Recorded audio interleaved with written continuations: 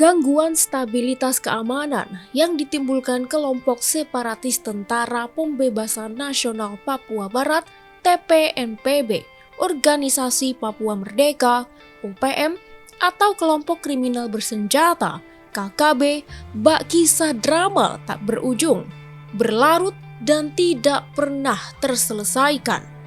Belakangan gerakan separatis semakin merajalela, bahkan terkesan semakin ngelunjak alias overconfidence akibat sikap ambigu pemerintah dalam menyikapi manuver-manuver kelompok separatis.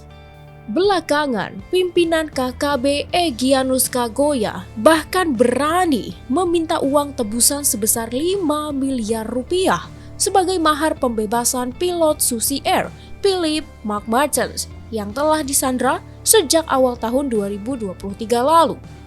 Sepak terjang kelompok separatis dan lunaknya sikap pemerintah membuat gerah analis pertahanan Koni Rahakundini Bakri.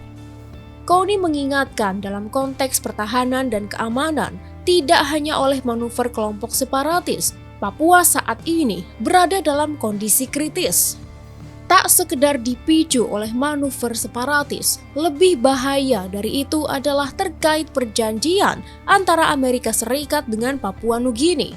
Dalam fakta itu, kedua negara sepakat dapat melakukan kegiatan apapun dan kapanpun di kawasan Papua Nugini.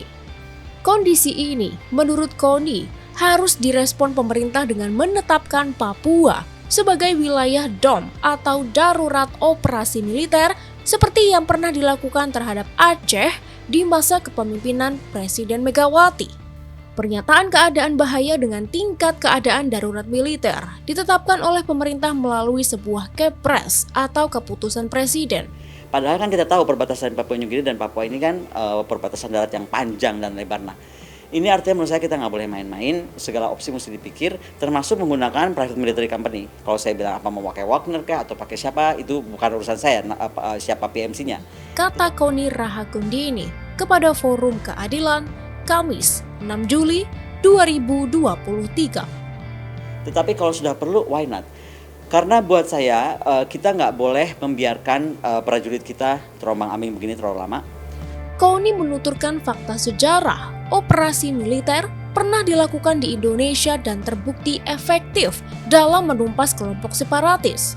Kepres darurat militer di Aceh itu ditandatangani Presiden RI kelima Megawati pada tanggal 19 Mei 2003.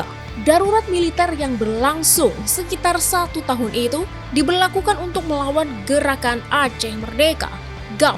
Operasi merupakan operasi militer terbesar Indonesia sejak Operasi Seroja di Timor Timur, kini Timor Leste, pada tahun 1975. Saya sih Papua ini mesti pendekatannya dua hal ya. Pertama dari aspek militer, kita belajarnya dari Bu Mega lah. Bagaimana Bu Mega itu menyelesaikan GAM.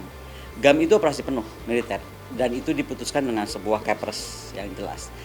Kenapa ini perlu? Jadi tentara itu tahu dia itu punya kekuatan di lapangan. Selain kekuatan militer, pendekatan lain yang harus dilakukan pemerintah di Papua menurut Koni adalah menggunakan ilmu sejarah dan sosiolog. Ia mencontohkan VOC saat Perang Aceh, mampu menang dan membuat banyak ratu-ratu Aceh dan kesultanan kehilangan kekuasaan. Karena perspektif Islam melihat kepemimpinan perempuan di balik. Nah, kenapa kita nggak bisa melakukan hal yang sama gitu?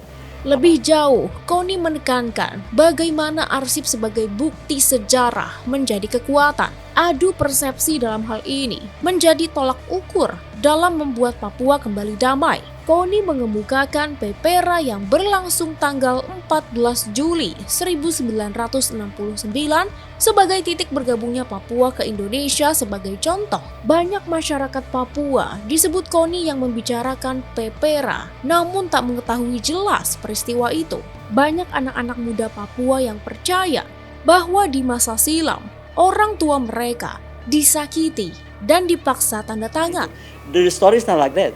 Ada jelas-jelas peperanya itu di arsip nasional, siapa yang menjemput juga dari UN gitu. Makanya keluar resolusi PBB. Nah, ini tuh mesti diaktifkan, disosialisasikan. Jadi kita tuh jangan kalah ini. Sekarang ini lagi dunia dalam tahap perang persepsi. Jadi kalau lawan menciptakan persepsi, kita harus lawan persepsi itu. Imbuh Koni meyakini darurat militer yang cepat dan tegas serta dilakukan pendekatan keilmuan dan sejarah akan membuat Papua terbebas dari gerakan separatis. Seperti diketahui, gangguan keamanan hingga kini masih terus terjadi oleh kelompok kriminal bersenjata. Terbaru, KKB dilaporkan melakukan serangan di Titigi Distrik Sugapa, Kabupaten Intan Jaya, Papua Tengah, Selasa 4 Juli. Kontak senjata terjadi antara aparat TNI dengan KKB. 2 personel TNI dari Yonif PR 330-TD dikabarkan mengalami luka tembak.